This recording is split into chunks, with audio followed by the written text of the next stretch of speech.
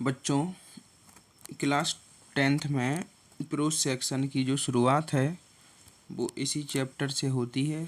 ये पहला चैप्टर है प्रोज का, जिसका नाम है अ लेटर टू गॉड, जिसके लेखक हैं G.L. फ्यूंट्स।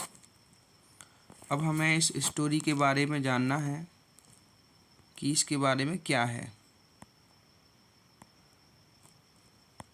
हम लोग जो बच्चे बिगनर्स हैं, शुरू कर रहे हैं पहली बार,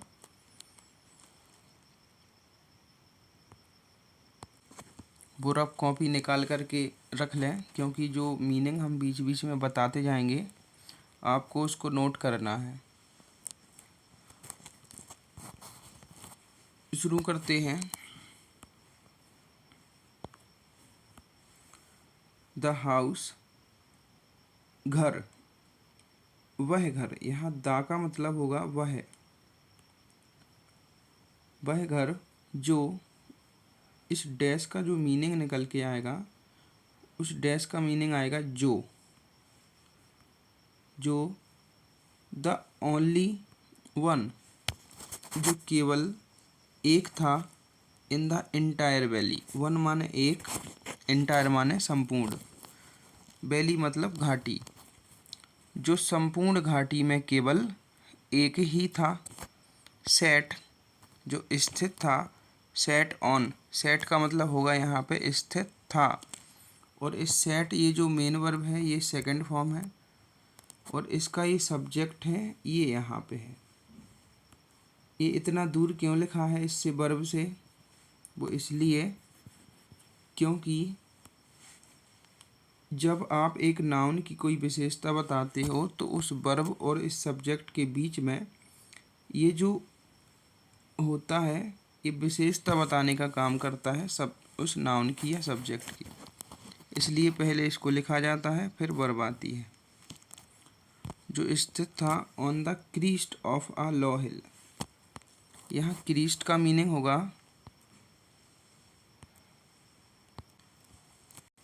क्रीस्ट का मतलब निकल के आएगा चोटी, द टॉप ऑफ हिल। यहाँ पे क्रीस्ट का मीनिंग है टॉप ऑफ अ हिल, मतलब एक घाटी की सबसे ऊंचा हिस्सा, पहाड़ी का। ऑफ अ लो हिल, यहाँ लो का मीनिंग होगा नीचे का हिस्सा। जैसे ये पहाड़ी है और ऊंची हैं, कुछ नीची हैं, कुछ छोटी हैं, कुछ बड़ी हैं। तो जैसे ये है, इसका ये जो टॉप है,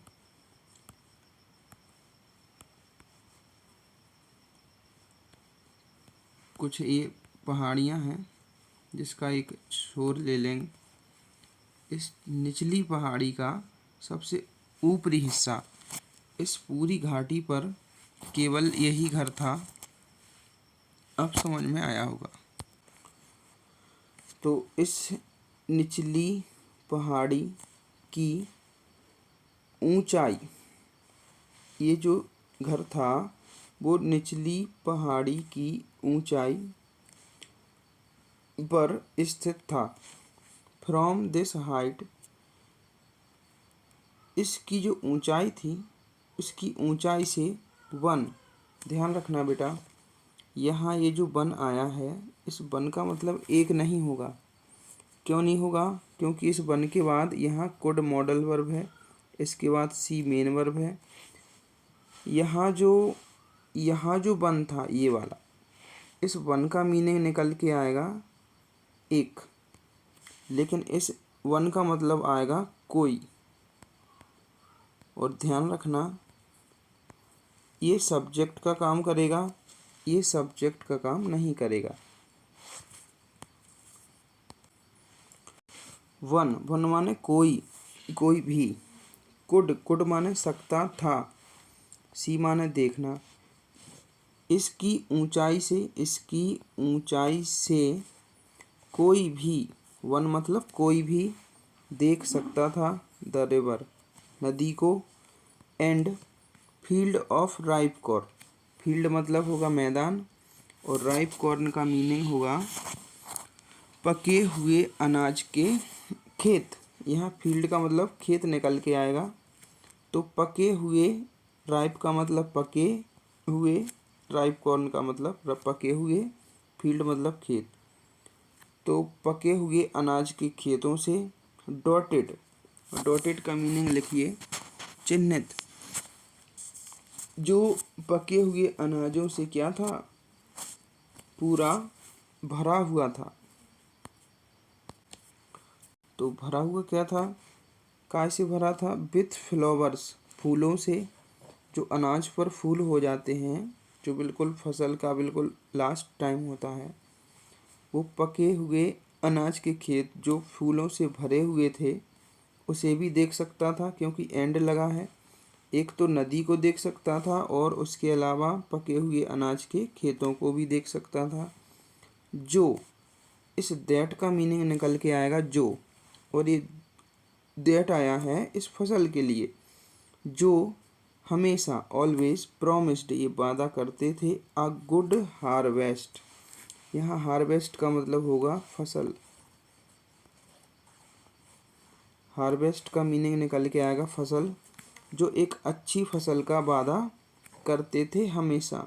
कौन करते थे, ये पके हुए अनाज के जो खेत हैं, इन खेतों में जो अनाज लगा हुआ है वो पके हुए हैं, और उनको देख कर के ऐसा लगता था कि ये वादा कर रहे हैं कि हम अच्छे से निकलेंगे, अच्छा अनाज लाएंगे, तो अच्छा अनाज देंगे किसान को, ये ऐसा वादा करते थे।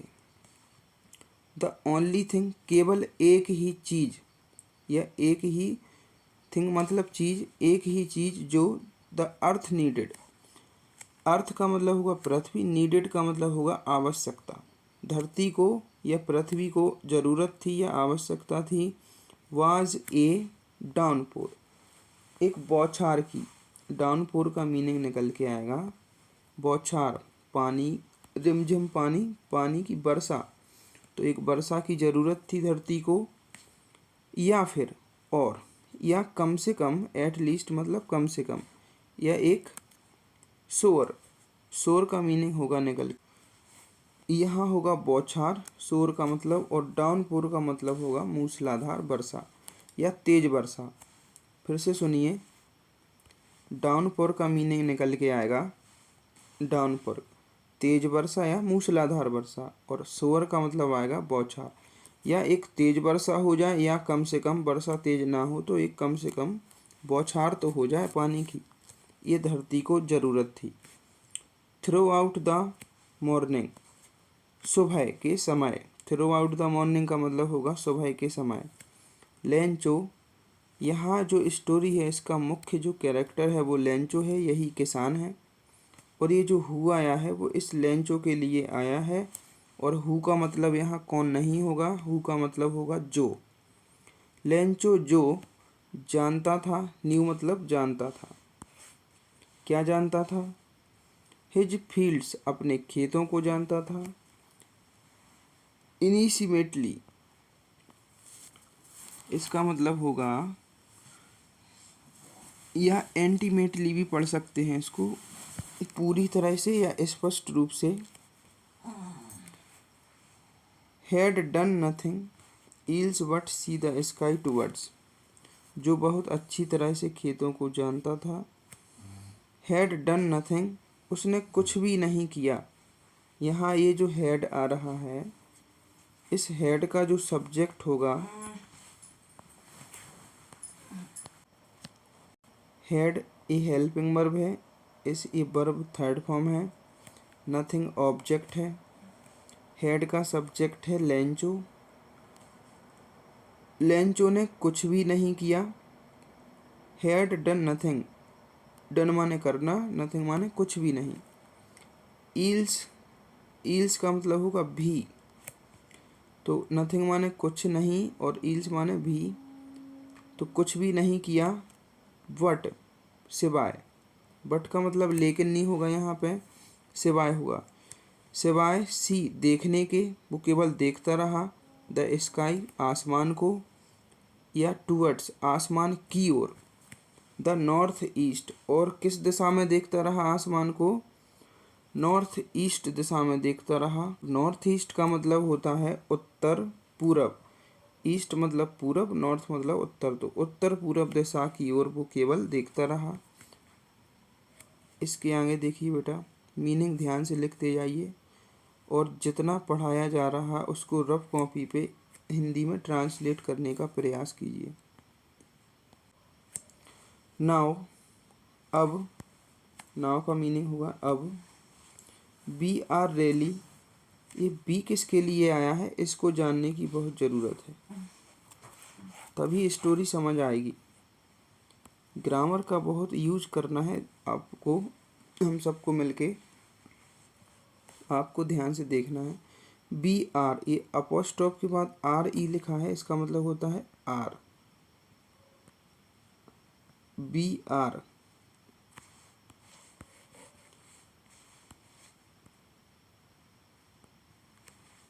तो बी आर रियली वास्तव में going to get some water women. यहाँ ये जो वुमेन आया है इसको जानना है, ये किसके लिए आया है, और बी ये कौन कह रहा है इसको भी जानना है। ये जो लेंचो है इसके 2 बच्चे हैं और इसकी बीवी है और ये लेंचो है। तो ये जो बी आ रहा है, ये बी अपने पूरे परिवार के लिए कह रहा है कि हम लोग वास्तव में जा रहे हैं, कहाँ जा रहे हैं, टू गेट, प्राप्त करने, या हम लोगों को मिलने जा रहा है। टू गेट का मतलब होगा प्राप्त करना या मिलना। सम वाटर, कुछ पानी, हम लोगों को वास्तव में, रियली वास्तव में कुछ पानी मिलने जा रहा है। वुमेन, वुमेन से कह रहा, वो अपनी पत्नी से कह रहा कि हम लोगों को, अपनी पत्नी से कह रहा, वुमेन का मतलब है उसकी वाइफ, वो अपनी वाइफ से कह रहा कि हम लोगों को, अब वो ये क्यों कह रहा, क्योंकि वो किसान है और उसको खेती के लिए पानी की आवश्यकता थी। कम से कम तेज वर्षा ना हो तो एक बौछार तो हो जाए, तो वो इसीलिए आसमान को देख रहा था ऊपर उत्तर पूरब में कि हाँ बादल घने हो रहे हैं, पानी बरस रहा है, और बादलों को देख के वो कह रहा कि हाँ अब हमको वास्तव में पानी मिलने कुछ जा रहा है।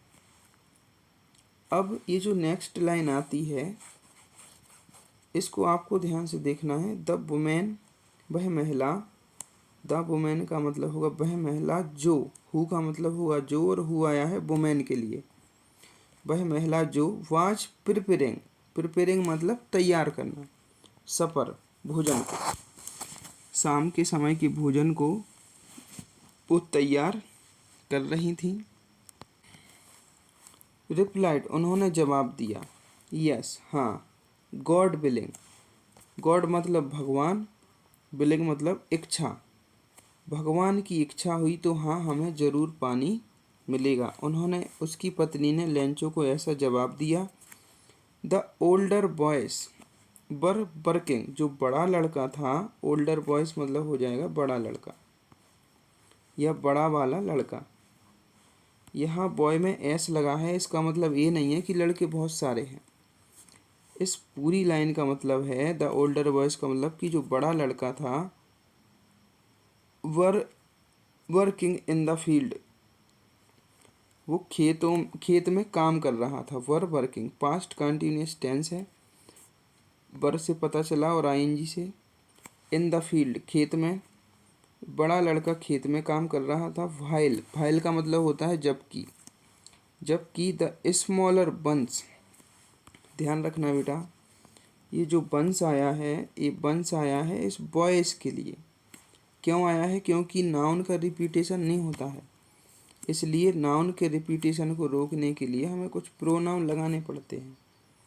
तो बंस यहाँ बॉयज़ की जगह पे आया है, बंस का मतलब बॉयज़ ही होगा, तो स्मॉलर का मतलब होगा छोटा, जबकि छोटा लड़का वर प्लेइंग खेल रहा था, नियर द हाउस उस घर के पास। ना आपको इस वर से कन्फ्यूज होना, इस वर का मतलब वंश के हिसाब से वर है, लेकिन बच्चा एक ही है। यहाँ पे छोटा, यहाँ बड़ा था ऊपर वाली लाइन में।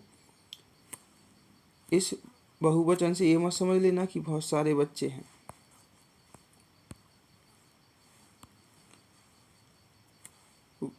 The house, playing near the house, near माने पास में, प्लेइंग माने खेलना, जो घर के पास में ही खेल रहा था।